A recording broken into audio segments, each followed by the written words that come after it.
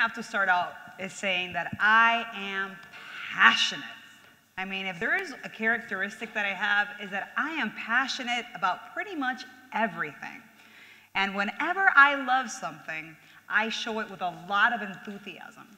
And one of the things that I absolutely love and I'm extremely passionate about is education. There is nothing, well, there are a couple of other things, but one of the things that I found my purpose and my mission in life is definitely through education. And the reason for that is because it gives me the opportunity to literally serve others for their benefit, to make them better people, to transform their lives, to have them reach for their dreams.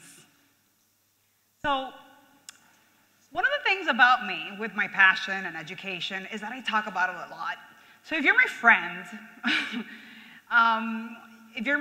and you relate to me, and at some point when we're talking and discussing, education's gonna come up. Okay, so thank God my friends love me and they bear with me. But in one of my conversations with a friend, this particular friend was actually my husband, to be more specific.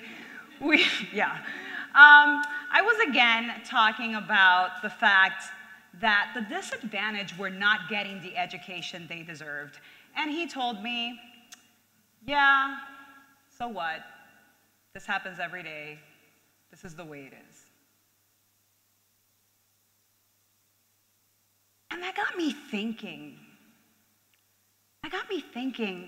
How is it possible that in our society we've made it to a point where failure to educate has become normal?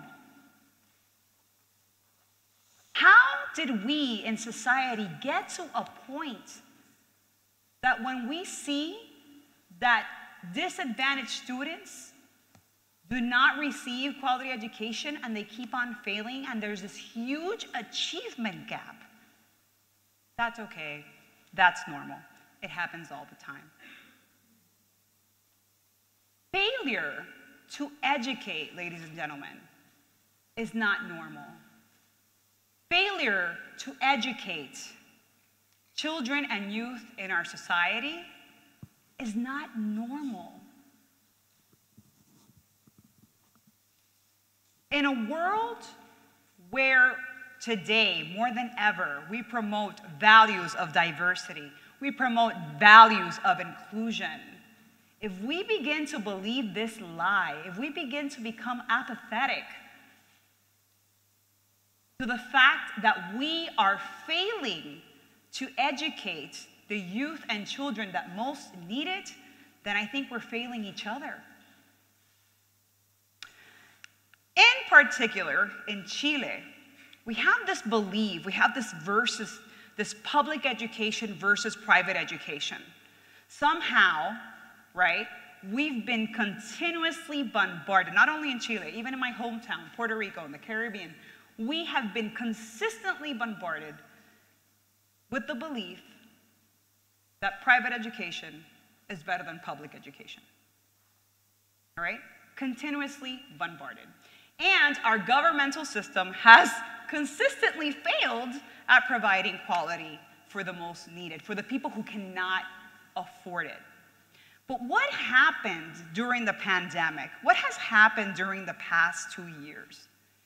Definitely, our school system, especially the public school system, has carried this huge achievement gap of learning losses for years, right? All of a sudden, the pandemic came, and that gap has become quite massive, okay? What has been different? Guess what? The private sector has also struggled. During the pandemic, we have had a lot of learning losses, both in private education, in private schools, and public schools alike.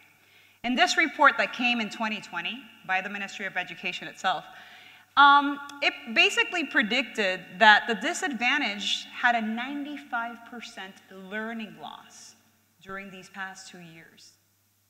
And the private schools had basically a 64% learning loss.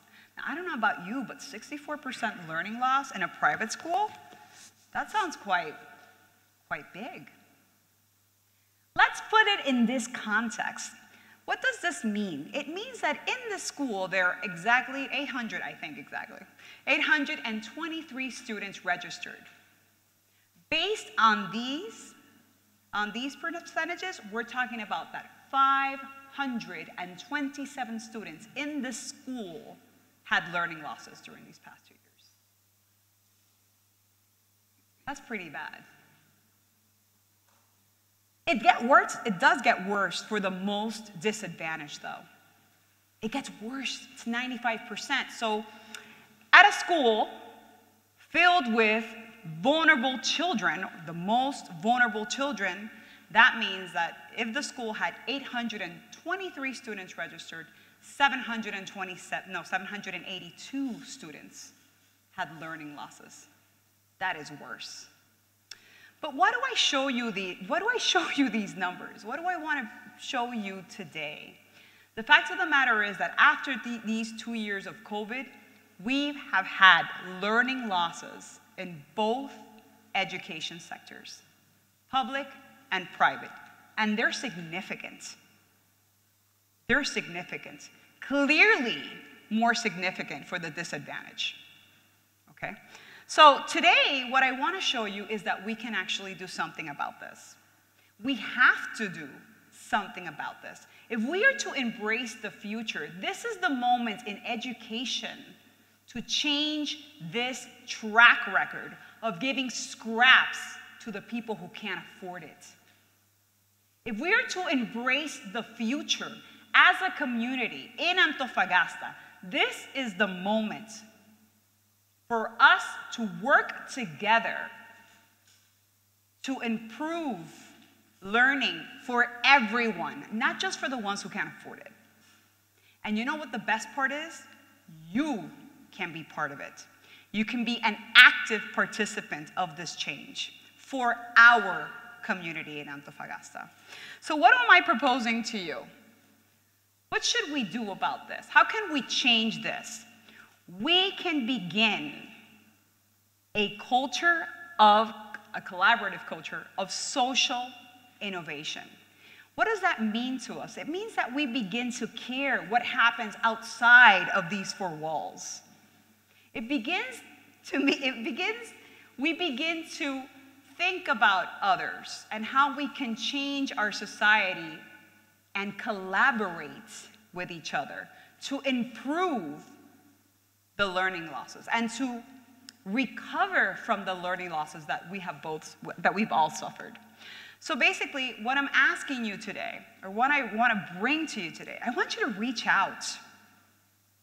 As a private school, and as private schools in Chile, we need to begin to reach out to public schools within our communities. We need to begin to create the change clearly the government can't do. We need to stop pointing fingers. We need to stop pointing fingers, and we need to begin to share what we have to improve the quality of life in our town. So what I'm asking you today is let's reach out. Let's reach out to these public schools. Let's make a difference there. And how are we going to do this difference? Well, I have this idea. And this idea is a teaching method. It's not new. It's not new. It's called service learning. Okay? I do this at the university with my students. I take my future teachers and we go to vulnerable communities in Antofagasta and we practice teaching. And everybody says, oh my God, but they're not practicing inside the classrooms. I'm like, yeah, they're practicing with the kids who need it the most. They're learning about the kids who need it the most. Okay? So I think that if as a private school and as private schools, we embrace service learning and we use our students to teach other students, we can literally begin to recover from the learning losses that we have all suffered. And it can benefit both communities alike, the private school students and the public school students. So what do students teaching students have? Students teaching students is this awesome, powerful tool that benefits both the student who teaches as well as the students who receives the instruction by the other students, okay? It basically makes learning easier, okay? It decreases failure, and it also enhances creativity. One of the things that when we read the OCD report that we need to recover from learning losses is that they're asking for targeted individual instruction that addresses individual needs. That's kind of hard to do in a classroom with 45 students. However, if we take our students from this school and we partner with a public school and we take our students to go teach them, our students here at ICE can actually provide targeted individual instruction for them. They can teach them, they can leverage them, and they can get them where they need to be. And not only that, the students that actually teach other students, because teaching is like the best way to learn, basically. Teaching helps you get better. It makes you an expert. So the student teachers, or the teachers that provide the tutoring or teach other students, basically gain better understanding. They become experts. And who doesn't want that? Don't you want to be better at what you know? Don't you want your students to be even better than what they are right now? This is a way that they can do that, okay? So what I want to bring to you is that if we begin to do service learning from the private sector and taking our students to teach vulnerable students, to teach the disadvantaged are going to increase in their learning processes, and our students are going to also gain in their learning achievements, okay? But how do we start? How would I do this, all right? You know what? We're at the perfect time to start because we're closing the semester. We're ending the year, right? That means that we're going to come back in February and we're going to do new plans, right? So for February, my suggestion is contact a public school that is close to you. Contact a school, create a partnership, start small, offer to help. Diagnose the needs of your students and the needs of their students, and find out what areas you can target first when it comes to learning. Then create a project with your students and challenge them to improve the learning of the disadvantaged students of the public school. Challenge them, make them, tell them, you know what, we're gonna do this project. This is the way we're gonna do it. How do we know it works? These are the scores, let's improve them. Okay? A real life project that I get to apply what I'm learning in school. That increases my metacognitive activity, my metacognition, and makes me an expert at what I'm learning at school. But you know what? There are a couple of schools that do service learning in Antofagasta. And it's not just about taking the student to the vulnerable community and saying, okay, tutor this student. That's okay, that's better than nothing. The idea is that the teachers are also able to coach their students. In what way can we coach them? All right, what are you teaching? What does the student need? They need to learn how to multiply. Why do you think they don't get multiplication? What do I think? Maybe it's this, maybe it's that. Maybe the student tried this way, and they're like, you know what, I explained it like this, but they didn't get it. And the teacher can probably say, what is another way that you can do this, all right? You literally provide your students with an opportunity for creative problem solving as they apply the knowledge that you're teaching them, all right? So that's the type of service learning that we want to foster and promote within public schools so that these children can actually get targeted individual instruction, okay? I think that this idea provides the recovery plan that addresses inequity through purposeful collaboration, which is exactly what the OCD is recommending if we are to recover the learning losses of the past 2 years. And again, the best thing about it is it benefits both parties. But you know what? Let's not keep it there. Let's add one more thing to this. Because I don't like it when things are just, you know, from here to here, when we're just giving. I think that we also, as we partnership with this public school, we can begin to identify talent in that public school. And we can tell them, you know what, I'm noticing that you master this. Why don't you come and tutor my kids at my school? You guys have any idea how powerful that is? Have any idea how powerful that is for a school, an Escuela 77? Going to the ICE to tutor? Talk about empowerment.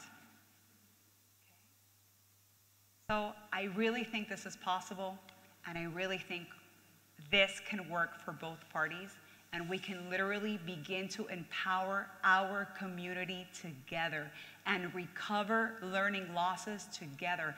And maybe a year, 2 years from now, Antofagasta scores in the CIMSE are gonna skyrocket. And guess who got it?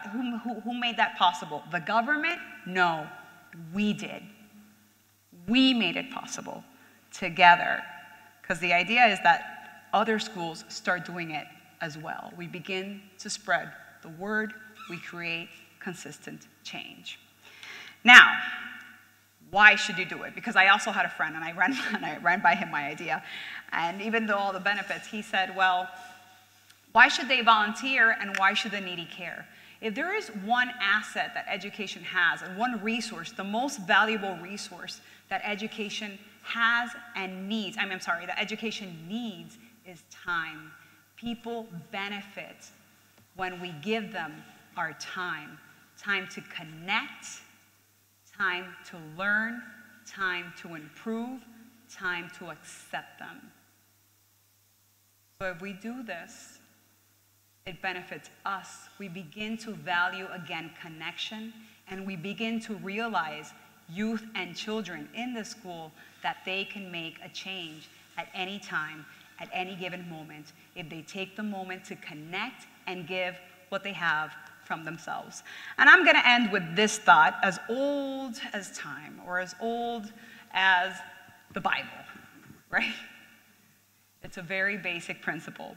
Encourage one another and build one another up.